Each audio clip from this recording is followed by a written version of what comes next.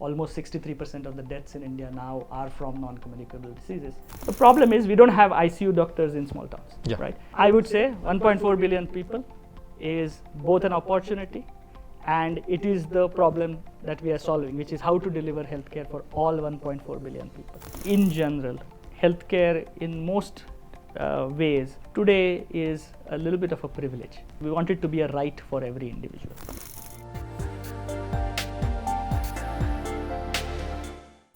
Welcome to Leadership Lessons from HT Smartcast, where we bring you conversations with visionaries driving change and shaping the future of industries. I'm your host, Anil Machado. Today's episode takes us into the heart of India's healthcare journey. India is the world's fourth largest economy and one of the top 20 markets for MedTech. Joining me is Chaitanya Sarawate, President and CEO of GE Healthcare South Asia and Managing Director of Wipro GE Healthcare. Chaitanya spearheads the company's market leadership in South Asia by driving localization, strategy, and delivering clinical excellence, access, and precision care. Together, we'll explore the opportunities, challenges, and future of MedTech in India. Let's get started. Chaitanya, welcome to the show. Really happy to have you on this leadership lesson. Very nice to have you here, Anil, and welcome to Bangalore. Thank you so much. I'm going to jump in what I just spoke a little while earlier. Okay, first, a proud moment for all of us, the fourth largest economy, of course, the largest population also, and with that, two things come in, and I'm sure we just want to jump into two important things: the opportunities that we see, and with opportunities, of course, comes challenges. Let's dive into the opportunities first. Wonderful. It never gets tiring to speak about India and about healthcare in India. I would say fourth largest market, certainly fourth largest economy, largest country in the world now in population. And that means that it is going to have ample number of opportunities and challenges.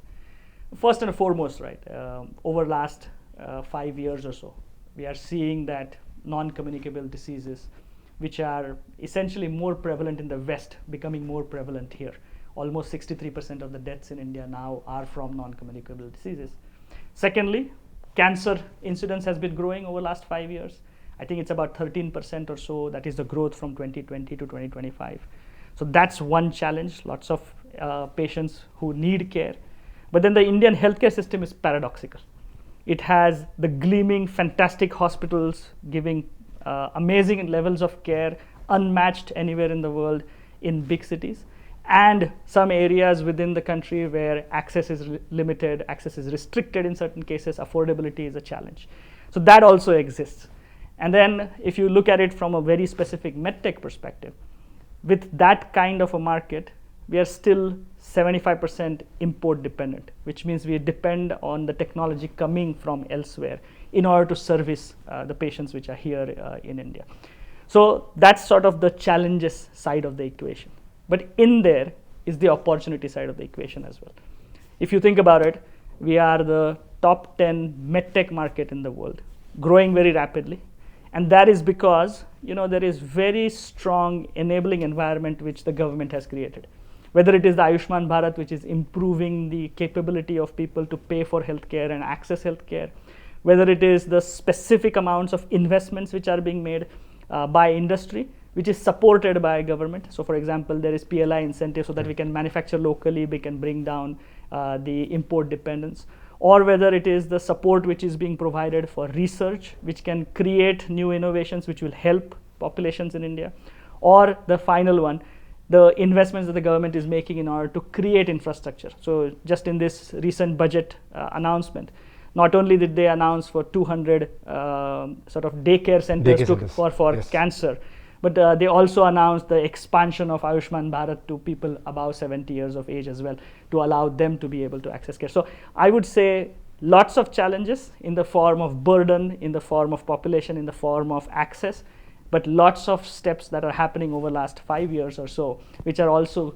getting us to a state where the opportunities are much more into the future than they were maybe 20, 30 years ago. You made my job really simple. In your opportunities and each one of them is one separate question. So I'm just going to now jump into the entire thing. So first, of course, I'm going to, the global position that, of course, that you all occupy. So we'll keep that on one side, and exactly one point that you kind of broke down. Healthcare delivery in India, how complex is that? Let me kind of jump into that straight away. Of course, healthcare delivery is complex. I mean, India is 1.4 billion people, very diverse needs, people who live in small towns, small villages, live in large cities, etc. So obviously the healthcare delivery system needs to cater to this population. So there is a need to deliver healthcare in main cities, large hospitals, tertiary hospitals.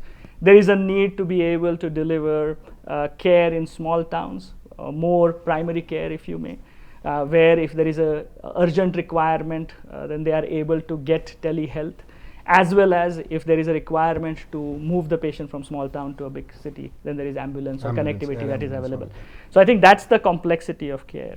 The way I would think about it is, all the delivery of care will always be complex, but as long as there is research-based technology development, there is use of AI, which is becoming much more prevalent, and as much of the products that are used or by the healthcare system are developed with the needs of the local population in mind, then you are able to solve the complex healthcare system and make it simpler. Because when it is products developed with local needs in mind, they will always have simple things. Like, for example, we have medical devices which will work with electricity which varies quite a bit. Fluctuation of electricity.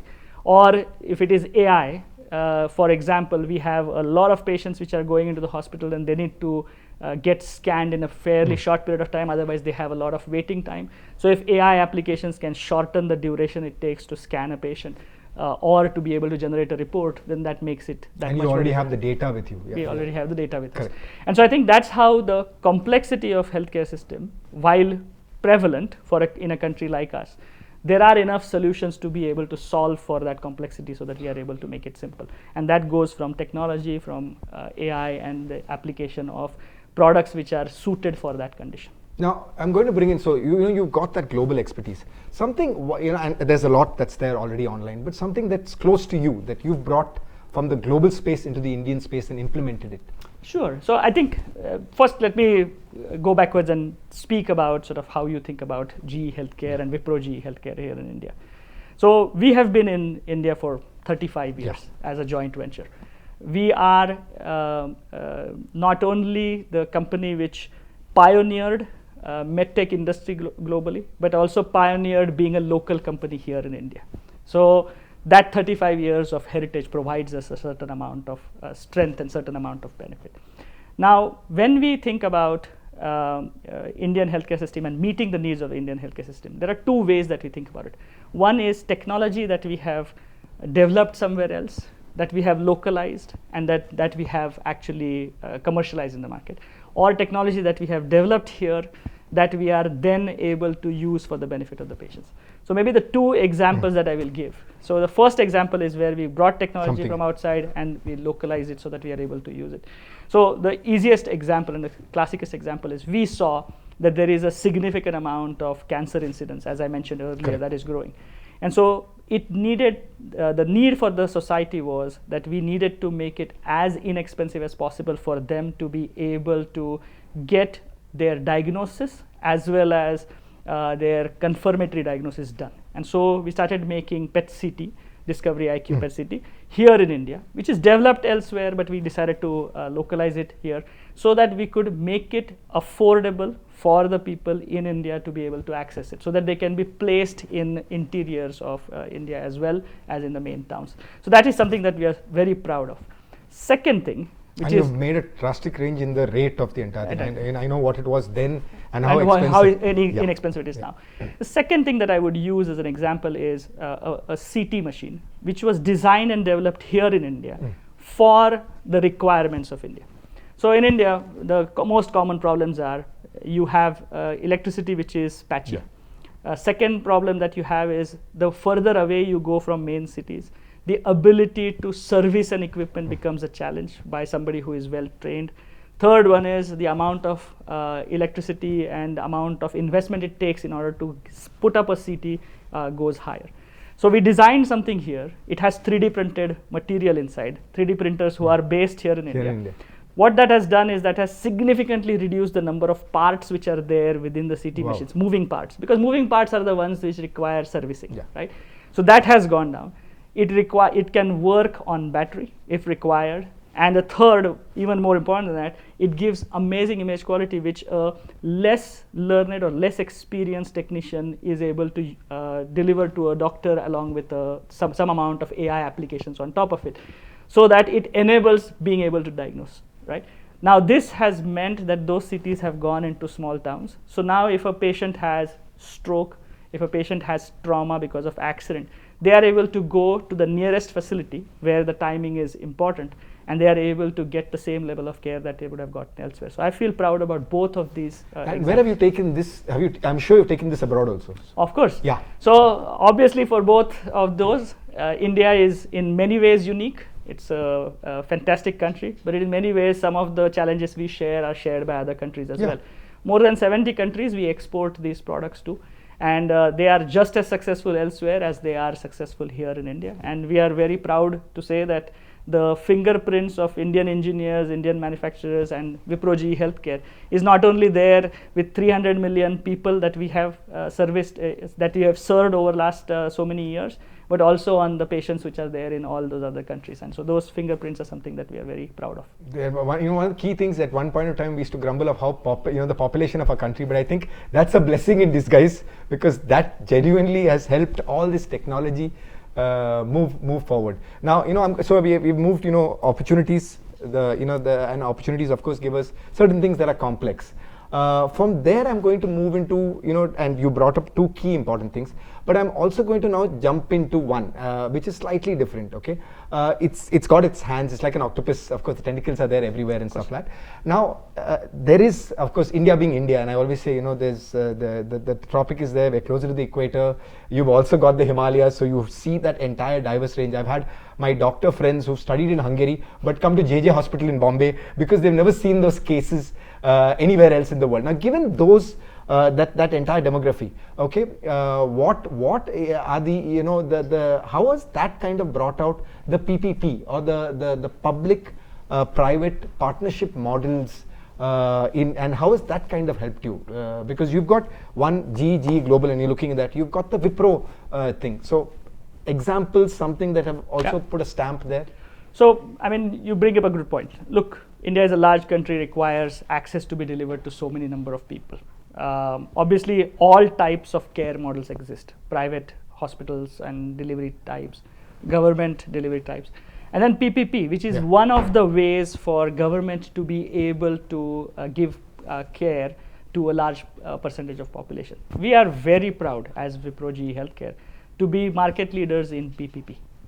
We have our presence across the length and breadth of India, if you may, and the relationships that we have across almost 18 states, whereby our equipment is placed inside government hospitals to be able to give affordable scanning services to patients. So that is something that we are super proud about. I think if you look at it from a standpoint of what we bring to the PPP table, number one, we have the best technology, which is robust, reliable, which meets the requirement of the environment. Second one is the broadest support services in the form of service presence, in the form of channel partners. We have almost coverage across all districts, all small towns. So that helps the PPP because these are high volume centers. And then the third one is essentially the longevity and that we have coupled with the technological innovations that we have. And then I will come to very specific elements. So we have, for example, in a PPP in Rajasthan, in a hospital, where there is a MRI that is part of the PPP network. Now, typically, an MRI scan takes about 45 minutes on a per patient basis. In that hospital, through that PPP, we do 120 scans a day. Wow. And that is because of a very specific AI application that we have called Air Recon DL, which is used in that hospital, which ensures that the scan time is reduced by half Plus, there are some additional innovations which are locally made by our PPP partner in terms of the scan sequences, etc., which allows them to be able to enhance the workflow. Now, what does that mean? If you think about it, if it's going to take between 20 and 45 minutes for a scan. 45 minutes for MRI is 45 minutes and you're claustrophobic with that noise. Absolutely. Yeah. With that as so you can only serve so many number of patients in a day, even if you ran 24 hours. When you do 120 scans, that means there are 120 patients who are coming that day, who are getting scanned, who are getting a report, who are getting a diagnosis on one system on that day, and they are going home. Now, obviously, there are other systems which are placed there, which are also doing similar amount of scans. But the logic is on a per system to be able to do that number of scans is unique, and I would say probably nowhere else in the world that happens. And that's just an example of one. But if you go across West Bengal, Maharashtra, Punjab, PPPs. And every state you'll have done something that's unique, something that's different to address address the requirement. One more closest to your heart? One closest to heart is we have a ICU related PPP, whereby we have tele-ICU. So, you know, ICUs are where the patients with acute conditions go and they are in urgent need of care. The problem is we don't have ICU doctors in small towns, right? So we have an example where in Gurgaon we have a central hospital, Medanta, of course, which is providing essentially oversight, and it is providing oversight to ICUs which are linked to that hospital, which are from the government in Uttar Pradesh. They are doctors in the main hospital who are able to guide the doctors who are in the satellite centers in Uttar Pradesh to be able to serve the patients coming in. We have one very good example of a very small child, about, I think it was like 12 years or 13 years, being carried into the ICU in a small town in near Agra. And that middle of the night, and that doctor connecting to Medanta, getting the appropriate sort of second opinion, if you may, intervening on that patient and then saving that patient. And that we have a wonderful interview where not only the patient but the patient's parents were thankful for this service being available, and we are quite proud about that. So those are just anecdotal examples, but they tell you the power of the technology and the partnerships with both private entities as well as government to be able to deliver care where it matters at the moment when it matters. I mean, you know, previously you see this in large hospitals where you used to have a head doctor and they used to sit in one, together and say, okay, at 12 o'clock we will consult with our juniors and get back. And you've done it in a matter of seconds. What else, as in, what is the next step that you see? Because now what you're doing is you're opening this entire, what we thought was, look, if I see an expert and, the top-notch doctors, okay, I have to go to Delhi, I have to go here, I have to go abroad. Now you're bringing all of that into one, call it as one ecosphere. Now taking that to the poorest, I mean, I'm bringing the entire scale to the other side of the spectrum. You all have brought rates down, you all have brought costs down. Yeah. Do you all see more people now accessing the entire thing? And that is my next question to the entire thing, given the PPP model. 100%. So first and foremost, in order to enhance access, there are multiple access barriers. Okay. The one access barrier is cost, as you mentioned. Yeah. Second access barrier which you have to think is if you are away from the main center, to be able to travel, find a place to stay, to be able to access, that all is also, yes, it is additional cost, but it's also additional time. Yes. So it gets postponed. So that's a second one, which is how far are treatment centers or diagnostic centers from the places where people are. I think the third one, which is typically an access restriction, is people not being aware. And so we have tried to solve for each one of them. One is technology, which can bring down cost. Second one is AI, which can increase the throughput, or which can ensure that the care gets delivered closer to where the patient is. The third one is we typically do awareness campaigns. For example, there is something called as Health Yatra, which we did, where we went through Uttar Pradesh, Bihar, Jharkhand, etc., along with a van with equipment, so that both customers, hospitals, diagnostic centers can see the technology, but also patients become a little bit more aware of some amount of preventive care, etc., that can also happen. And so I think all three elements are ensuring that we are able to enhance access. And then, of course, the PPP partnership allows the government hospitals' capacities to be increased so that they are able to serve the patients which are around them. And so I think that's essentially the way I would think about how we are trying to approach and solve. All right. So Chaitanya, from PPP, which is of course public-private partnerships, to R&D, research and development, I'm sure you guys have, both of them go hand in hand. There's a lot of hard work there. I'd like you to talk about it a little. Wonderful. I think India is a fantastic country with talent oozing out of all pores. And I think all of that talent seems to be in various different research institutions that are there across India. Secondly, we are solving for 1.4 billion people. That's not a problem that can be solved by one institution alone. It requires a collaboration across the board. So over past 15, 18 months, and even longer actually, we have established some strong partnerships with AIIMS in Delhi. There the focus is to be able to develop AI applications which can really help in the emergency and trauma care. The golden hour is important. Yes. What happens in the emergency and trauma as quickly as possible is important. So developing AI algorithms based upon the patients that walk in at AIIMS to be able to quickly solve their problems in partnership with AIIMS is our objective. We have a separate MOU and a partnership with Tata Memorial Cancer Hospital. Now they are at the forefront of both diagnosing, screening in large populations as well as treating cancer patients. And we are happy to be their partners in academic research, which is helping us find the best ways to be able to diagnose or best ways to be able to manage a cancer patient. And so that is something that we are very excited about, and we are quite sure that fantastic solutions will come out of it. So much so that I know that even the government of India had to answer certain questions about that partnership in the Lok Sabha. And so we are certainly very kicked about that partnership. Third, we have a partnership with Indian Institute of Science right here in Bangalore. They provide us both the fantastic facilities as well as the partnership is about academic research that we are doing, which is about next generation of products, which is about technologies which will make it into the next generation of products. And we are very happy to work with the students, the researchers, the academics who are there. And what a beautiful facility. It's a fantastic facility, and I would say every time I go there, I come back energized. And that is something that we are proud of. And then of course we have partnerships with IITs, with IIT Chennai, and that is more specific for specific technologies that go into our imaging products, making them to be miniaturized in certain cases. And so I think that is something that we are very, very excited about.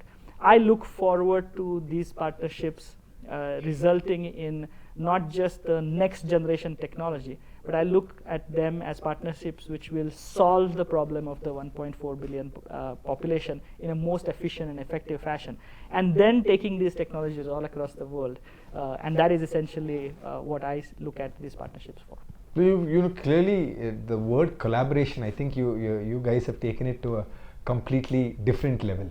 I would say it's a perfect harmony, because it is not just us, it's those academic institutions also extending the hands. It's the government also which is creating the environment for us to have these partnerships. And so I think that is something that is a collaborative effort, but we are not the only ones responsible for it. All the three institutions are. So, I mean, I love this entire thing of working beautifully. I'm going to jump into the fourth one, and the fourth one is, we just spoke about what the government's doing, and we're going to look at Viksit Bharat 1. We're going to look at Make in India 2.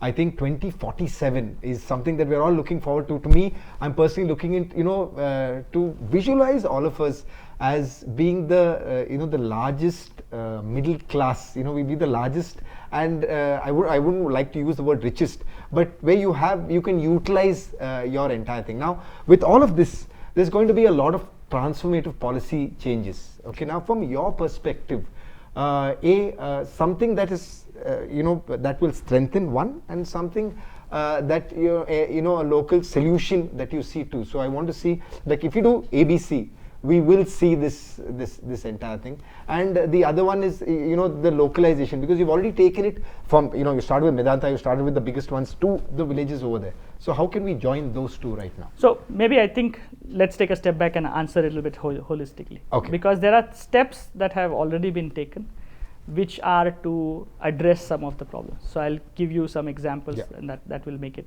clearer. So 75%, as I said, is imported. Yes. So government of India started PLI incentive, and that is something where we participate. We started a new manufacturing plant where PLI incentive provides us support, right? And that is ensuring that products become available more broadly across India. I think the second one, which I would point to, is, and this is much more recent policy, but it is about the Ayushman Bharat, and making sure that that is available for. First, it was the 500 million people who were below a certain income level. Now it is about all 70 and above, which is the two places where healthcare gets utilized the most. So being able to make it affordable for them to be able to access care. I think the third one is ensuring that the PRIP scheme, etc., which are schemes to help develop new products, which are required for India, and the innovation that is required for associated with that. So those are the things that the government is doing. And I think that is a sort of foundation block, if you may. Companies like us, which have been around for 35 years, who have been pioneers for localization, are the ones who are both designing in India, making in India, for India, as well as for the world. So we'll keep the for the world aside for the moment. Now, within India, what we are doing, right? So one is to be able to design and develop product portfolio, whether it is CT, whether it is PET CT, whether it is ultrasound, whether it is a baby warmer. It's the whole range of products that we are designing, which is required for India, which can then be placed in all those facilities which are getting supported because of Ayushman Bharat, etc. Right? Second one is we are manufacturing here in India, so that we can provide resilience for the supply chains. Correct. Okay, so that's the second component. Third one is making sure that we have a broad coverage and parts availability which is local, which can ensure that these products can remain viable and working for long periods of time. Healthcare products are used for many years together, right? 20, 25 years, absolutely not a problem. So I would say 10, 12 years, but okay. And so you've seen those machines everywhere, you want to change it, of course. And so those parts become available. Service engineers who have the capability, who are able to go to those sites and fix those equipments when they are down, or preventive maintenance.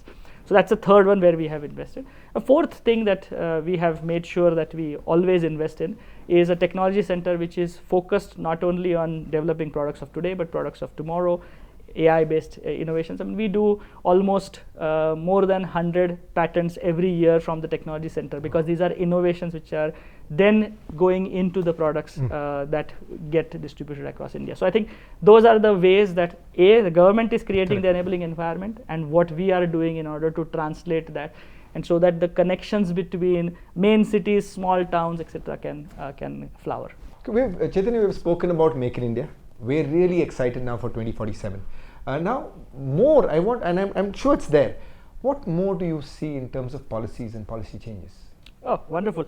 I think, as I said, there are lots of enabling policies, lots of actions that the government has taken, lots of actions the industry has taken. Now, I think as we look forward, the next 22 years is going to be amazing in order to get to the 2047.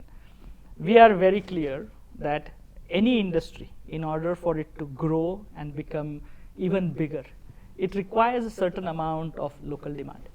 Support in the form of ensuring both that the products which are designed here, manufactured here for the requirements here, are given preference in government procurement, or if it is in the form of incentives for the private industry, private hospitals, private healthcare facilities, so that they are incentivized to buy locally manufactured product, is a wonderful opportunity for a sort of a virtuous cycle getting created in the environment, because not only does the local MedTech industry grows, but also the local healthcare industry becomes fully self-reliant, self-dependent. I think that is something that Mr. Modi has spoken about as a big goal as well. So I think that's one side of the picture. Second side of the picture is, if I look at it, we are not just manufacturing for India, but we are manufacturing for the world. And so anytime we do that, the more harmonization that can happen between rules governing MedTech industry here with our outside markets, the more easier it will be. Whatever we are making a quality product which is used in India by Indian patients can also be then exported to other markets and other locations. So I think that's the second piece that the government of India can really help us with. And I think the third one, and this is always the case, which is you want to make sure that not only are you supporting the MedTech industry, but you're also supporting the component industry, which is also supplying to this MedTech industry. So our suppliers, making sure that those are located here in India. And that is something which the government of India has been focused on, which is trying to bring the component industries here. So maybe PLI incentive for component industry, which is right now under consideration, if that can be expanded, then I think those would be the three ways that we will be able to become bigger. Self-reliance will increase, 75% import dependence will go down, and the healthcare players, whether it's hospitals or diagnostic centers, will benefit from it as they care for the patients. Look, our vision is design in India, make in India, for India, as well as for the world. And anything that the Indian government, the stakeholders in the marketplace can do to be able to enable this vision, we are absolutely for it, and we welcome it.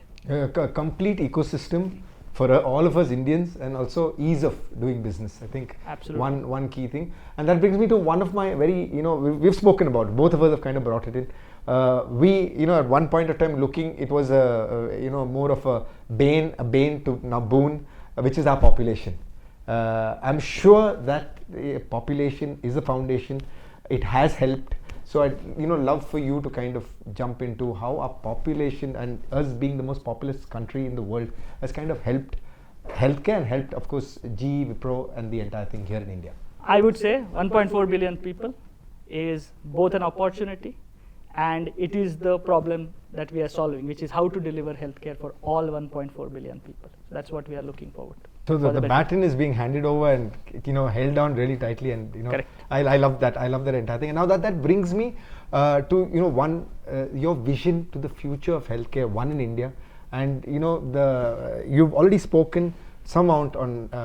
First, I think I'll dive into the future that you see one, and then I'll jump into accessibility and quality care. Sure. Yeah. I would say, look, I mean, if I have to think about future of healthcare, right? First and foremost, we have to understand that in general, healthcare in most ways today is a little bit of a privilege. We don't want it to be privileged. We want it to be ubiquitous. We want it to be a right for every individual, right? You're scared when you say it is a right, but that is where we want it to be. Now that requires multifactorial intervention. Government has a role to play, we have a role to play, academics have a role to play, because that's the only way that can happen, right? So one part of the puzzle is developing new products, but developing them in partnership with academic institutions here in India. So for example, we have partnerships with Tata Memorial Cancer, we have partnership with AIIMS, we have partnership with IISc and IITs for various different disease states. To be able to devise new product which can enhance access and affordability, so that that right can actually be given to the patients, right? Second thing is to be able to make sure that we make those products here in India, so that we are able to again make it accessible and we can ensure that this right is delivered upon. And third one is in general, if we think about it, once we go down this path, we have a responsibility not only about the product, but about ensuring that there is adequate level of training, there is adequate level of education, there is adequate level of awareness. And that's the places where we work through either directly as a business or through our CSR arms to be able to make sure that people are going to those healthcare centers as required. So that's essentially the way we think about it. So our vision for the future is make sure that healthcare becomes a right in India. We play a role in collaboration with both government as well as academic institutions, not just in delivering the product, but ensuring that the holistic care can be delivered to those patients. This is humongous innovation at scale. From you're taking it from a seed and it's a full-fledged tree from one side to the other side. Now I'm going to jump in. So we've got one aspect of it. Now I'm going to jump into you. You've been a leader for so many years. Okay, the ups and downs of being a leader. I had to catch you somewhere. So. Ups and downs as a leader is the most interesting question. The ups are very clear. You come in with a very clear purpose. You have a canvas in front of you to be able to change healthcare being delivered to 1.4 billion, and you have a role to play in that. And you have a large and capable team of technologists, of service engineers, of salespeople, of clinical application specialists, and you have partners in the form of academia as well as doctors. That's the high. When you look back on the impact that it has created, whether in the form of more people getting access to care, whether it is in the form of more localization, whether it is in the form of more exports happening from here so that we have our fingerprints on healthcare of many people around the world, those are the highs. I think the lows for any business leader is always about how much time it takes to get there. And healthcare is not an easy field because it is very personal. It's personal to every individual. It is also something which everybody has both a right and a voice as to how it is delivered. And so I think the impatience to get to the promised land of Viksit Bharat in 2047, there is no Viksit Bharat without healthcare for all and healthcare being a right for all. And so I think that is what is the only low, which is how much more we have to go, how fast we can go, and that is the impatience that prevails inside the mind as a leader. I'm going to bring in a word. So the word that's that leaders face, empathy. How big does this particular word? There is no question of healthcare without empathy. And I think Gandhiji had a very nice line, right, which is think of the poorest person that you met on the road, and that's how it is. So it's a very separate topic, but oftentimes I go to hospitals, government hospitals, sometimes private hospitals, and you see specifically small children, sometimes from poor families, who have traveled 200 kilometers, 150 kilometers in order to access care. You recognize the pain that they are going through, the caregivers are going through. So unless you keep that at the back of the mind, the purpose, what you're trying to solve for doesn't become real.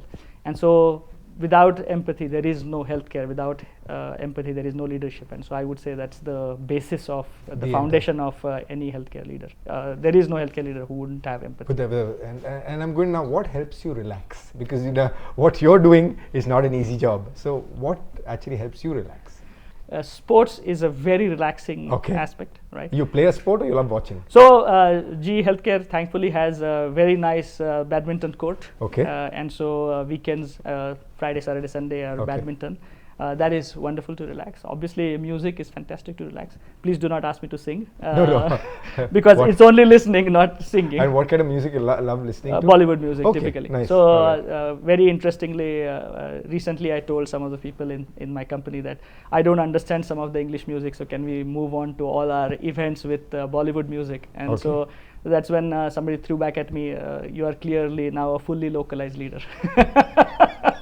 But I think Bollywood music. Bollywood always helps you relax from from Kishore Kumar all the way to Arijit Singh. That's very true. Although there are nowadays sometimes some Bollywood songs which are not relaxing because they are foot tapping, and so as a result your foot is moving without you even realizing it.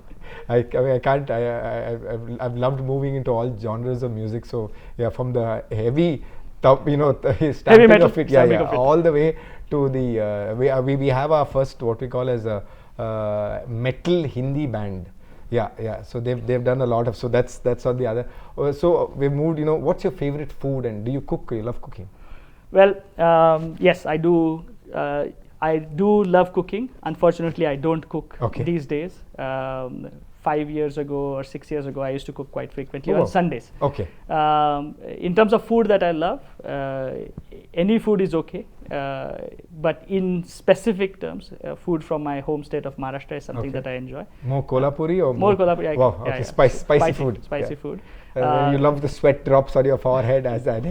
For sure. Unfortunately, now at this age, it becomes a little bit difficult to eat that spicy food. But I think that is something that I wonderfully like. Anytime you are in Kolhapur, I would love to host you for Kolhapuri. Love to. I'll never forget my first and second Kolhapuri meal, where I enjoyed every drop of it, and then after 2 hours you kind of realize, but it's the mutton dish, really it's Lip mouth-watering. smacking. Yes, it's mouth-watering. Even now, as I'm talking to you, it brings back memories and stuff. So you jump from sport, food, the way you relax. What do you love to read? Typically nowadays, a lot of books which are very specific to team or business or culture, etc. How to create an organization with purpose, how to create an organization which is focused on solving big problems, how to be resilient about it. So those kinds of books, they are insightful. And then on pastime, obviously, any book which has any thriller or a lawyer courtroom dramas. All right. Those are fun. So because you said books, and I'm going to end this with this last one, and you said business books. We're right now discussing, and leadership at the end of the day is a huge responsibility. There is no more command and demand. The command and demand is, of course, in the forces, in the military, and they're also changing. How have you seen this in your career, and how do you see it in the organization? I think fundamentally, where the world is volatile, you need organizations to be agile. And agile organizations, by definition, cannot be command-oriented organizations. They have to be collaborative leadership in order to ensure that the teams which are closest to the ground are empowered, feel empowered, have the capability to make decisions, and they are working on a singular purpose. So the way it works is now organizing based upon purpose, certain set of values and guardrails, but leaving the decision making decentralized so that it is as close to the marketplace as possible.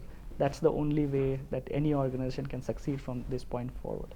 And so I think that's the leadership model that I abide by. I think that has definitely helped your PPP in different examples in different cities. And on that note, thank you, Chaitanya.